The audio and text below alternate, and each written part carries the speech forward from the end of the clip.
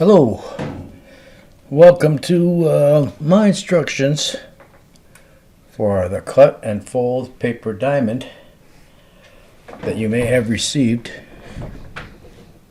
And here's the instructions on how I do it. Today we're going to make this diamond.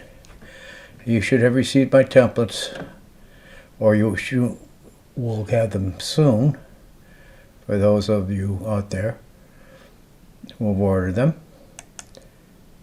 And this is what the finished product will look like. And we're going to start at the beginning here. So this would be the recommended tools that you would need. I would say probably an Optivisor or your glasses. This would be an X-Acto knife, razor knife with the sharp point on it. A ruler. Not necessarily needed, but you might want it. A toothpick. Elmer's glue wall is what I use. Extra strong formula. And some tape. Now,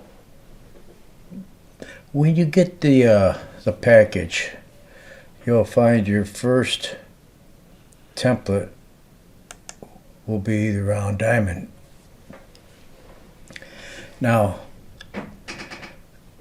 this is just the way that I do it. You can do it however you want to do it. You can cut it out with scissors. You can try your best, whatever. But I use a razor blade, a knife, the X-Acto knife.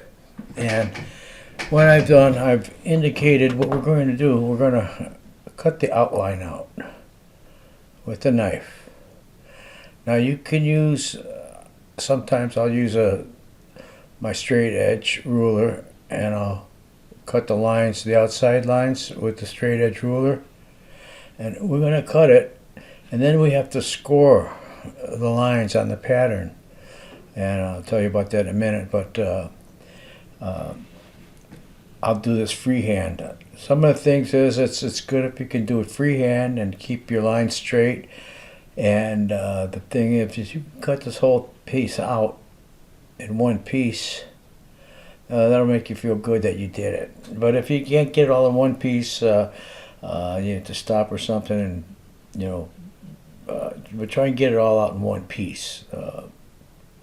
And what I would recommend is when you get your package here, this is a hard paper here, and I would draw some lines, maybe that look like this. Like cut off this section down here. You don't need it. And draw some lines, straight lines, and get the pressure, what the pressure feels like to cut down here, to cut through that paper. So you cut through it. You don't want to, not trying to break the blade on it so hard, but just to find the pressure that it takes to cut through the paper. And also make some lines, draw the line on there, two straight lines, and draw the line, but only use about half the pressure that you needed when cutting, and try and bend it on the line, score it, in other words, so you can bend it, because we're going to score these lines so we can bend them later on as we get everything done. So about this cutting, sometimes you will see, let me see if I can pull this up for an example. On the bottom here, template, you will see in person, you'll see these lines here are wider, thicker lines.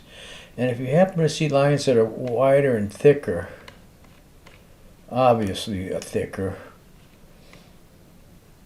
I'll let you know what you're going to do. You're going to end up cutting through that line, okay? I'll tell you about that later, but we're going to cut through that line. So like on this pattern, you'll be cutting it out and everything. But you're going to make a score cut through those lines, because again, once we fold these up, it's going to bend in those areas, and that will make it easier for you to bend it into shape. Now back to the templates again. Now what you need to do is look at where you're going with this, and what lines you have to cut out. But you're going to see a lot of these inside and outside cuts like this one. Now you have to cut those slivers out So you're cutting, I'm drawing these lines to show you what line you're cutting. But when you get the points like this, you're going to cut. And then however you need to, you're going to cut from here. And then carry on. And you're going to cut here, and you're going to cut all this away. Because if you don't cut this away, get it out of there, when we start bending it, it won't fit together. So watch what you're doing. And, you know, a lot of this has to do with how precise you are with your cuts. Now, we're not robots and lasers, so we're all humans, and we're going to make mistakes and be off a little bit. And don't get upset or mad at yourself about that, but just try and cut the lines the best you can. But remember, every time you're off a little bit, it all accumulates and adds up in the end that things might not fit together quite as well as what we anticipated. So if you're finding at the end it's not quite fitting together, they're not lining up, things when you put the two halves together, it's a lot to do with your cut, but you have to just work around it and kind of make it work at that point, do the best you can to get it together. And maybe you could take these out and take it to a printer shop, and this is like 100-pound paper they call it. Get a couple made up for practice, or you want to try a different color, but you have that thicker paper. So that's a little bit of thing just to see. If you see any marks, pay attention to these areas. Okay. All right. So once you cut it out, we're going to take it. I use my razor knife with a point on it, and here's that one section, for example. So like on these type of sections that are being cut away, I will cut here and cut my line this way, and then cut this way, and then keep continuing on. But my way is not the only way. Whatever works best for you, but I'm just giving you some of my pointers. Now, I talked about those dark lines, extra dark lines. You can see these are wider. So you're going to about right there, you're going to just cut the line straight through.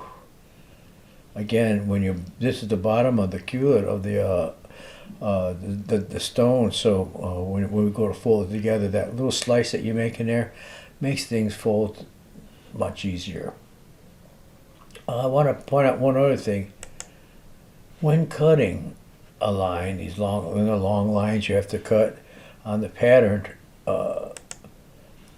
I don't try and watch the tip when I'm cutting like this. I'm looking down here. I know the blade is on the line, and I'm just kind of working my eyes ahead of the line, and my blade will follow. So I don't try not to concentrate on just the tip when I'm cutting. I concentrate on the line about here and pull the blade to the line, my eye visual line that I see there. Now, when you cut these out, let's see here. This would be the top. I had cut it out, and those little cuts I was talking about, there they are right there. I got this all cut out in one piece, and this is what that piece looks like. You can see those cut out areas. You can see where I zoom in close. Yeah, I messed up a little bit, but we're all human. But in all, it will turn out nice. It's a pretty good cut. And then I did the same thing with the back, bottom half. And you can see those slivers right there that I had to cut out. And you can see them. So, and then here I sliced this line all the way up to there, and those bottom lines, I had sliced these like I mentioned before for bending. All right. The thing about this cutting, it's not so much of like I say, you can use a ruler and cut the outside if you want. If you're good, you can do it without using the rulers. So it's kind of a thing. It's a skill of learning how to cut patterns out where you don't have to use the ruler. But I do them both ways. They both come out about the same for me. So let's say now we've got to the point where we've cut this out. Okay. Now, you want to go back over these lines now that are showing. You're going to score those lines at about half the pressure that you used to actually cut through the paper. You're going to just score them because we're going to want to bend them. And so go around and score them all. Not too deep because we're not trying to cut through it. We just want to get them so we can bend them on the line. And score it. And then when you get done, pick it up and bend it on each line. You're not trying to bend it all the way, but we want to soften this up a little bit and make the bend, the pre-bend. And so basically it would look like, it would probably, let's see, I have a picture, probably, well, I don't have the picture of what it looked like, I don't think, but here it is upside down now. Let's just say, I'm going to zoom, look at this one once. Okay, that's not the picture, but so you turn it up, after you've got it scored, you turn it upside down. And that's where I start. You can see the bends on the back side. This is the back side of the top. Now we're going to glue this together. Now, I don't really care what glue you use, but I'm using an Elmer's glue. Now, there's other glues, I haven't tried them all, but if you find something that works good, you let me know in the comments. I'm open. But what I use is that Elmer's glue, and I put a blob right there, and then I pull some away, a little ways from it, so it starts to dry a little bit and get a little tacky. But anyway, now I'll grab the first where I think I like to start, and I'll manipulate these so the two edges line up, and I'll stick a small piece of tape there, and then I will add glue there and let that dry up. See if I have a picture of that. So you can see it right there, let it dry up. I'll eventually peel that tape off and fill that up with glue again, but now I'll do that. I'll let that dry off, this first one generally, and if I have my other half made already, I'll go to my other half and I'll start working on that one and pick a seam. Let's see here which one this is. I think I showed that one, yes. I'll pick a seam and we'll start to work on it, and for example, I will grab another, after this is dry or on the next model, or the bottom half, I would just start gluing the seams together. Maybe use little tape if you have to, but if you have another person that help you out with it, that's good. But you want to eventually put this whole thing together on both of them, both halves, and glue it up, not using too much tape. And sometimes when I get done with it, I will go over some of my seams with a long piece of tape, not too thin, narrow piece, after I've got it all glued up. And you're going to shape this thing until pretty much everything lines up, all the edges, and then it will look like that. So you'll have this all underneath side is all glued up. Those seams are all connected together, and you probably taped them a little bit to help support it. We've got that. Now we're going to have to put these two together like a clamshell. So what I do, you have to pick them up and hold them in both hands. Again, if you have help, it's better, but you might not have it, so you got to do it yourself. I might apply a piece of tape to one lightly, because we want to peel the tape off and we don't want to ruin the paper. So just enough to hold it on. We're going to put a piece of tape here, and we're going to pick up both halves here, and we're going to line it up. And so it'll look like this. You line it up. Actually, we'll put the tape. It's better if you line it up and put the tape on the inside. I'm sorry about that. So this is lined up on the inside. Okay, and then you're going to like a hinge. Now it's like this piece is like a hinge, so you can use a little bit wider piece. Eliminate what I said about putting it on the outside. Okay, put it on the underside here, and you can see where I had taped and some glue, and I've got tape over it. over these pieces, so it will help it hold everything together in case the glue separates. And so these are all complete. Now take this and fold it over like a clamshell, and there you see I folded it over like the clamshell, and then I went on the other side. I put a little piece of tape like this on there to keep it shut. And what I do, I take a little bit of the glue and put it there, all right, to hold it in. And while it's taped shut still, like that, I'll squeeze it until that dries a little bit. Now that's it doesn't take long, only about less than a minute probably before it starts getting hard enough to work with. After that, I'll just work my way down the line. You can see the tape right there, and you'll see this area now. And I'll apply glue, and I like to make sure I get a nice glue on these points right there. And I'll apply the glue on there. And sometimes the edges won't quite meet, like one will be inside the other and you can't get it out, so to speak. So you'll want to take your knife and let's see. Okay, that glued. I'll show you later. This one was glued. I glued it together, and I'm working my way down. I'm just working my way around, letting I'll do this part, and then I'll go to the other side of the diamond and work on that. By the time I get done with that a little bit, this is tacked up enough I can carry on. Now, what I was saying, let's see here. What I was saying, like this piece is kind of like underneath, and you're trying to glue it. So you might have to take your X-Acto blade and slip it into the edge and pry it out a little bit so they become flush, and glue it. And all said and done, when you get it all done, you'll have your seams nicely made and glued up, and your diamond will be there. You can go ahead and paint it, the pattern, before you paint it, but don't use crayons because you don't want any waxy substance on there, because we're using this glue.